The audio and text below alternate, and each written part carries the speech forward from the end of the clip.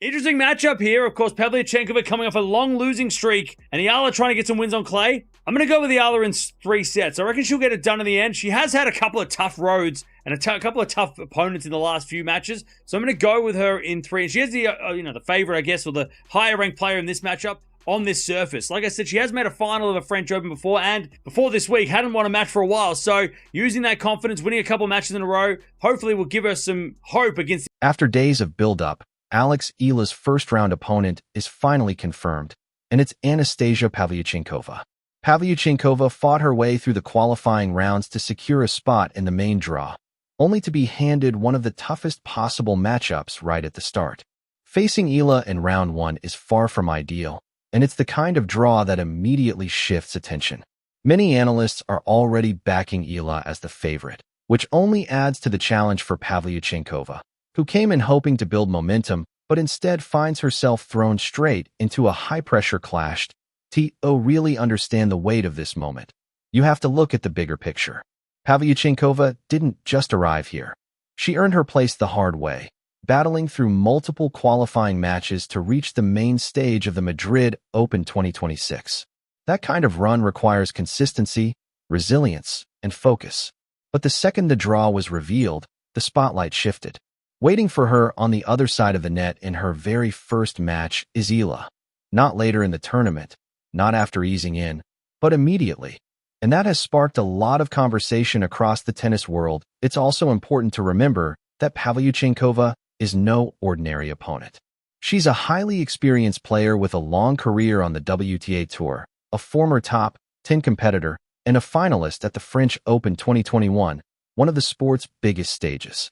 That run came on clay, the same surface used in Madrid, which suits her game well.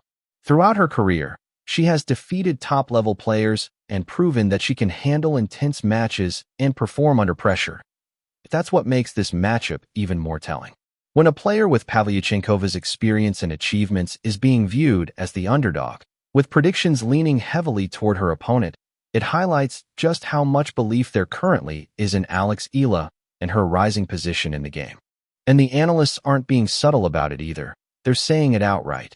Alex Eala is the favorite in this matchup. When you look at current form, upward momentum, and all the factors surrounding this tournament, it's hard to make a strong case against that view. Anastasia Pavlyuchenkova had to grind through qualifying, meaning she's already logged significant time and energy on court before the main draw even began.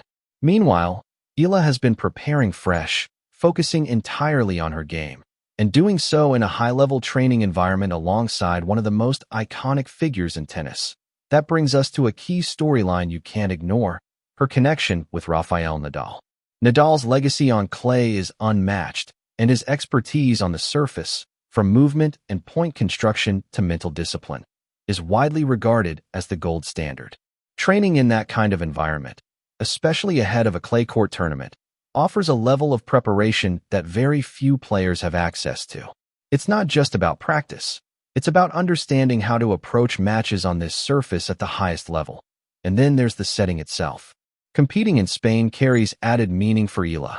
Her development has been closely tied to the Rafael Nadal Academy in Mallorca, where she spent years refining her game.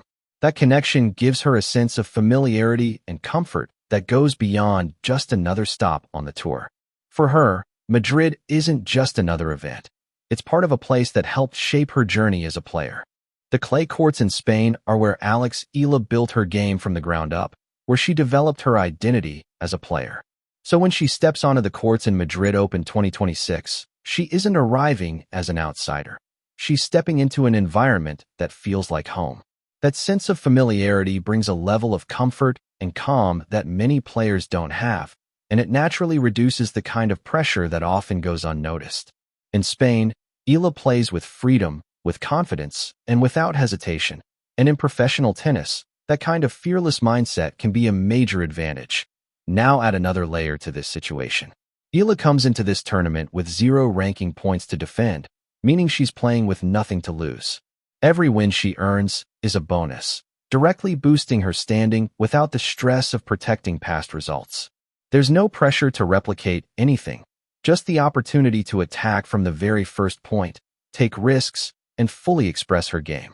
That level of psychological freedom is powerful, especially compared to what Anastasia Pavlyuchenkova has gone through, having already spent energy battling through qualifying rounds just to reach this stage.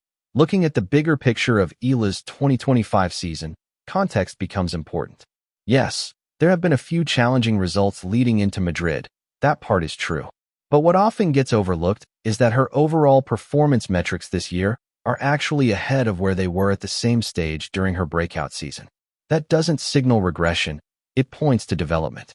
It shows a player learning, adjusting, and building through both wins and setbacks. And when you examine the wins she's collected this season, they aren't insignificant results tucked away in the background.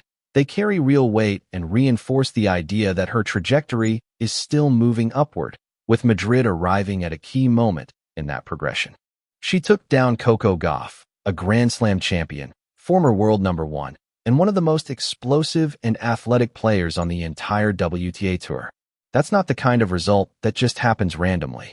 You don't beat a player of that caliber without having real high-level weapons and the composure to deliver under pressure. She also got the better of Laura Siegemund, a veteran known for her experience and tactical intelligence, someone who has consistently challenged top players throughout her career. Those victories say a lot about who Alex Eala is evolving into, a player who is clearly earning her place among the top names in the sport. That rise hasn't gone unnoticed either. Novak Djokovic, who has spent decades at the very top of professional tennis and understands elite performance better than almost anyone, has publicly praised Eala and highlighted her as a standout talent from the Philippines. When someone with that level of experience and success speaks so highly of a player, it carries real significance to S.O. This is the situation for Anastasia Pavlyuchenkova. She fought through qualifying, earned her place in the main draw, and did everything required just to get here. And then the draw pairs her with Eala in round 1. A player coming in with strong momentum, comfort on Spanish clay, no ranking pressure, elite wins already this season, and widespread backing as the favorite. It's a tough position to be in, and it's easy to understand why this matchup feels like such a difficult challenge right from the start. Anastasia Pavlyuchenkova is a proven champion with a career full of standout moments. But stepping into this particular matchup, against this opponent, on this surface, in this environment, the momentum and overall narrative are not leaning in her favor. Across the net, Alex Eala is not just another opponent. She's arriving with confidence, preparation, and a situation that lines up almost perfectly in her favor. And it's not just about this opening match. Eala's entire section of the draw has drawn attention from analysts who've studied the bracket closely. Compared to the opposite half, her path, at least in the early rounds, appears more open. Projected opponents in the next stages haven't been at their sharpest, which creates a genuine window for her to build rhythm, stack wins, and gain momentum match by match. That kind of start in a tournament like the Madrid Open 2026 can be everything, especially for a player already trending upward. Then you factor in the environment.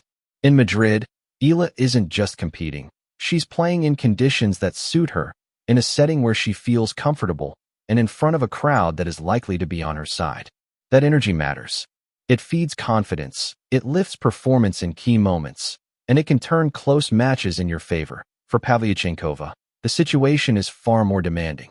She came through qualifying with the goal of making a statement in the main draw to remind everyone of her level and her experience. She earned her place the hard way. But instead of a gradual build into the tournament, she's been handed one of the toughest possible openings, facing a player many already see as the favorite in this part of the bracket. Right from the first round. So now, it becomes a real test of experience versus momentum. Does Pavlyuchenkova's veteran mindset, her history on big stages, and her ability to compete under pressure give her enough to disrupt the expectations and pull off a major upset? Or is Eala's current form, freedom, and overall setup simply too strong to overcome right now? And looking beyond just this match, the bigger question starts to form. If Eala gets through this opening hurdle, how far can she actually go in Madrid? Is this the tournament where everything clicks and she makes a deep run? Could this be the moment where she transitions from rising talent to a true elite force on the WTA Tour?